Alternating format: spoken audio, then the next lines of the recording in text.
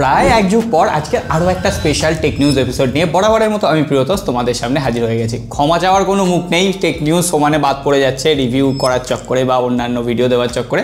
যাই হোক, আজকের টেক নিউজে বেশ কিছু ইম্পর্টেন্ট খবর থাকবে। প্রথমেই বলি, যারা ডেস্কটপ এবং ল্যাপটপে এখনও উইন্ডোজ 10 ব্যবহার করছো তাদের জীবনের দিন শেষ, মানে ল্যাপটপের জীবনের দিন শেষ। কারণ উইন্ডোজ 10 আগামীকাল থেকে সাপোর্ট সম্পূর্ণ বন্ধ হয়ে যাচ্ছে, কোনো রকম আপডেট আসবে না, সেখানে সিকিউরিটির অভাব হবে, ভাইরাস এলে তাড়াতাড়ি সেটা এফেক্টেড হবে। সুতরাং প্রবলেম না হলে উইন্ডোজ 11-এ তাড়াতাড়ি সেটাকে আপগ্রেড করে নাও, সেটাই তোমাদের জন্য সুবিধা হবে। আর এই ধরনের আপডেট সবার আগে পাওয়ার জন্য আরেকটা জায়গায় সুবিধা হবে, ওই সাবস্ক্রাইব করে লাইক বাটনটা প্রেস করতে হবে। দেখি তো তোমরা আজকে 1000 লাইক তোমরা চাইলেই করে দিতে পারো, আগে বেশ করে দিতে, এখন দেখছি কার্পণ্য আরম্ভ করেছো। যাই হোক, নিজের ঢাক নিজে বেরাতে লজ্জাও লাগে। চলো পরবর্তী আপডেটগুলো দেখে নিই। এরপরে যে আপডেটটা তোমাদের সাথে শেয়ার করবো না, শুনলে তোমাদের জাস্ট মাথা ঘুরে যাবে। ইসরায়েলে মেডিকেল রিসার্চাররা একটা রিসার্চ করছিল, এই যে আমরা এখন স্মার্টফোন নিয়ে বাথরুমে গিয়ে ঘন্টার পর ঘন্টা সময় কাটিয়ে দিই রিলস কল করে, এই যে যাদের এই বদভ্যাসটা রয়েছে তাদের ক্ষেত্রে বেশি পাইলসের সমস্যা দেখা যাচ্ছে। 66% মানুষ যারা বাথরুমে স্মার্টফোন নিয়ে যাচ্ছে, ওই স্মার্টফোনের অ্যাডিকশানের জন্য তারা বাথরুমে কোমোডের ওপর অনেকক্ষণ নাকি বেশি বসে থাকছে। এই প্রবলেম বা এই যে নেশাটা, সেটা আমার তো আছে, তোমাদের যদি থাকে কমেন্ট বক্সে লিখে জানিয়ে দিও। আর এটা কিন্তু সবথেকে বড় বদ অভ্যেস, তো এটা পারলে ছাড়ার চেষ্টা করো। অনেক জল্পনা কল্পনার পর অবশেষে অস্ট্রেলিয়াতে 16 বছরের কম বয়সী বাচ্চাদের জন্য সোশ্যাল মিডিয়াকে সম্পূর্ণ ব্যান করা হতে চলেছে। যদিও এখনও পর্যন্ত খবর ইউটিউবকে সেই লিস্ট থেকে বাদ দেওয়া হচ্ছে, কারণ ইউটিউব কোনো সোশ্যাল মিডিয়া প্ল্যাটফর্ম নয়, সেটা ভিডিও স্ট্রিমিং প্ল্যাটফর্ম। পরবর্তীতে কী হবে কেউ বলতে পারে না। এর প্রেক্ষিতে অস্ট্রেলিয়ার সরকার বলেছে যে শিশুদের মনের ওপর বিভিন্ন ধরনের চাপ পড়ছে, বিভিন্ন ধরনের হিংসাত্মক ব্যাপার স্যাপারের জন্য শিশুর বিকৃত মনের সৃষ্টি হচ্ছে। তো তোমরা এই ব্যাপারটাকে কজন সাপোর্ট করছো, মানে ঠিক আছে না এর বিরুদ্ধে কিছু বলার আছে অবশ্যই জানিয়ে। সত্যি বলতে এই কোম্পানির স্মার্টফোনগুলো পার্সোনালি কিন্তু আমার খুবই পছন্দের। এর যে ইউআই সত্যিই ভালো এক্সপিরিয়েন্স প্রোভাইড করতে পারে, ক্যামেরার দিক থেকে একটু নড়বড়ে হলেও পরবর্তীতে আপডেট দিয়ে ঠিকঠাক করে দেয়। কিন্তু নাথিংকে নিয়ে এখন ইদানিং এত সমালোচনা চলছে, আর সমালোচনা হওয়ারই কথা।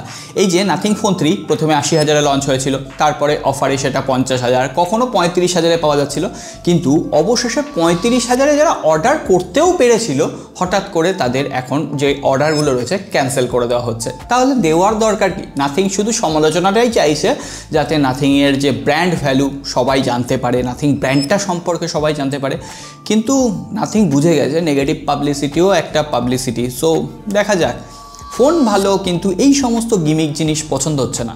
আচ্ছা বলো দেখি, কোয়ালকম স্ন্যাপড্রাগন 8 Elite 5 দিয়ে সর্বপ্রথম আমাদের রিজিয়নে কোন কোম্পানি তাদের স্মার্টফোন লঞ্চ করবে? আমি কিন্তু এখনও জানি না, কিন্তু IQ15 আগামী 20 তারিখ চাইনিজ মার্কেটে লঞ্চ হতে চলেছে কোয়ালকম স্ন্যাপড্রাগন 8 Elite 5 দিয়ে, অর্থাৎ অ্যান্ড্রয়েড জগতের সব থেকে ফাস্টেস্ট প্রসেসর। আর সেখানে 144 হার্জের রিফ্রেশ রেট থাকবে, 50 মেগাপিক্সেলের ট্রিপল রেয়ার ক্যামেরা থাকছে, পাশাপাশি শোনা যাচ্ছে যে 7000 mAh ব্যাটারি, 100 ওয়াটের ফাস্ট চার্জার, IP69 রেটিং থাকবে, ফোনটা ডিউরেবল হবে। ফার্স্ট লুক কেমন হবে সেটাও তোমাদের সামনে দিয়ে দিলাম। দাম কম হবে, লুকসটা একদমই সাদামাটা একটা লুকস। সো আসছে এরপরে আরেকটা স্মার্টফোন কোয়ালকম স্ন্যাপড্রাগন 8 Elite 5 দিয়ে আসবে, সেটা হচ্ছে রিয়েলমি GT 8 Pro। এখনও পর্যন্ত রিয়েলমির ফ্ল্যাগশিপ ফোনের সব থেকে কমা জিনিস হচ্ছে ক্যামেরাতে রিয়েলমি কখনোই এগিয়ে যেতে পারেনি, কিন্তু রিয়েলমি এবার শোনা যাচ্ছে GT 8 সিরিজে তারা রিকো বলে একটা ক্যামেরা সেন্সারের সাথে কোলাবোরেশন করছে, আর সেখানে 28mm আর 40mm এর ফোকাল লেন্থে ছবি দেওয়া হবে। যেমন ভিভো আমরা দেখি 23mm, 50mm, 75mm বা 85mm, 100mm দেয়। সো সেই ধরনের ফোকাল লেন্থ নিয়ে কাজ করছে। দেখা যাক, অত দামি একটা স্মার্টফোন যখন হবে, ধরে রাখো ইন্ডিয়াতে কিছু না হলো 70 থেকে 80,000 রুপি, বাংলাদেশে 1 লাখ টাকার আশেপাশে চলে যাবে। তো এই দামে কি তোমরা রিয়েলমি, শাওমি এগুলোকে প্রেফার করবে, না অ্যাপেল স্যামসাংয়ের দিকেই যেতে চাইবে? এরপরে ভিভোর তরফ থেকে একটা খবর দিয়ে দিই। ভিভো V60e লঞ্চ করা হয়েছে 30,000 রুপি প্রাইস সেগমেন্টে, যেখানে মিডিয়াটেকের ডায়মেনসিটি 7360 চিপসেট দেওয়া হয়েছে, পাশাপাশি 200 মেগাপিক্সেলের ক্যামেরা দেওয়া হয়েছে। সম্ভবত 30,000 রুপির নিচে এটাই প্রথম স্মার্টফোন যেখানে 200 মেগাপিক্সেলের ক্যামেরা রয়েছে। কিন্তু হ্যাঁ, ঘাটতি বলতে টেলিফটো সেন্সার নেই। আমার মনে হচ্ছে এই প্রাইস সেগমেন্টে এই ফোনটা নেওয়ার থেকে ভিভো T4 Pro অনেক বেটার অপশান। তার থেকেও ভালো অপশান রয়েছে ভিভো V50, এখন ওই 30,000-এর আশেপাশেই কিন্তু পাওয়া যায়। আর ভিভো X300 সিরিজও নাকি খুব তাড়াতাড়ি চাইনিজ মার্কেটে লঞ্চ করতে চলেছে।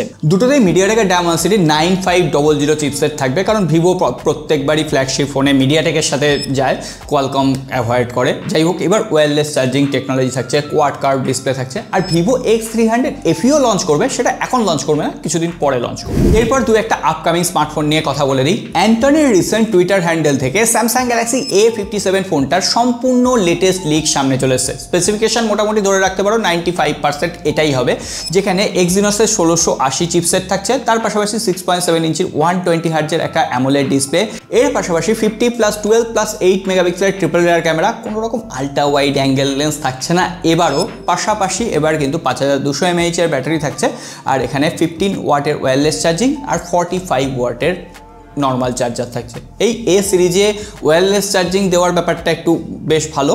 আর A37 যে স্মার্টফোনটা, সেটাতেও শোনা যাচ্ছে প্রসেসর একই থাকবে, কিন্তু ব্যাক প্যানেলে প্লাস্টিক থাকবে গ্লাসের জায়গায়, এই টুকটাক কিছুটা চেঞ্জ হবে।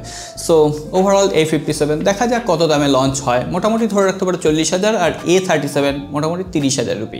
আর তাছাড়া স্যামসাং এরই মধ্যে ট্রাইফোল্ড ফোনটাকে নিয়েও কাজ করছে। ট্রাইফোল্ড ফোনটাকে নিয়ে আমি একটা লেটেস্ট ভিডিও বানাবো রিলস আকারে, তখন তোমরা দেখে নিও। কিন্তু সেটার দাম প্রায় 2 লাখ টাকার আশেপাশে হয়ে যাবে, মানে সাধারণ মানুষের অ্যাফোর্ড করার বাইরে। কিন্তু হ্যাঁ, তাও কিছু লোক থাকবে যারা অ্যাপেলের প্রো ম্যাক্স, যারা 1TB ভ্যারিয়েন্ট কেনে, তারা ওই ট্রাইফোল্ড ফোনটা কিনবে। পাশাপাশি মোটরোলা অক্টোবর মাসের 9 তারিখ নাগাদ একটা ভালো স্মার্টফোন লঞ্চ করতে চলেছে, মোটরোলা 870, যেখানে 6.67 ইঞ্চির একটা 1.5K অ্যামোলেড ডিসপ্লে থাকবে, কোয়ালকম স্ন্যাপড্রাগন 7 Gen 4 চিপসেট থাকছে, 4800 mAh battery, wireless charging technology থাকবে শোনা যাচ্ছে, পাশাপাশি 50 মেগাপিক্সেলের ডুয়েল রেয়ার ক্যামেরা, 32 মেগাপিক্সেলের সেলফি ক্যামেরা। মোটরোলা 870 মোটামুটি 25,000 রুপি নিচে লঞ্চ করবে, IP69 রেটিং থাকবে, ওই লেদার ব্যাক প্যানেল ফিনিশের সাথে, ফ্ল্যাট ডিসপ্লে হবে মনে হচ্ছে। সবাইকে নিয়ে খবর হলো, ওপোকে নিয়েও একটা ছোট্ট খবর দিয়ে দিই, না হলে ওপো আবার রাগ করবে। ওপো রেনো 15 প্রো, মানে রেনো 14 সিরিজ সবে লঞ্চ করলো, রেনো 15 প্রোতে শোনা যাচ্ছে 200 মেগাপিক্সেলের ক্যামেরা থাকবে, আর ব্যাক প্যানেলে যেমন আপগ্রেডেশন থাকে, টেলিফটো সেন্সর থাকবে 50 মেগাপিক্সেলের। এখনো পর্যন্ত এটুকুই খবর রয়েছে, আর সেটাও নাকি চাইনিজ মার্কেটে নভেম্বর মাসে লঞ্চ করে যাবে। এত স্মার্টফোন কিনছে কে, আমার সেটাই ব্যাপার। যাই হোক, আজকে আর কথা বাড়াচ্ছি না, সকলে ভালো থেকো, সুস্থ থেকো, লাইক আর সাবস্ক্রাইব করে রেখে দিও। দেখা হবে আগামী পর্বে।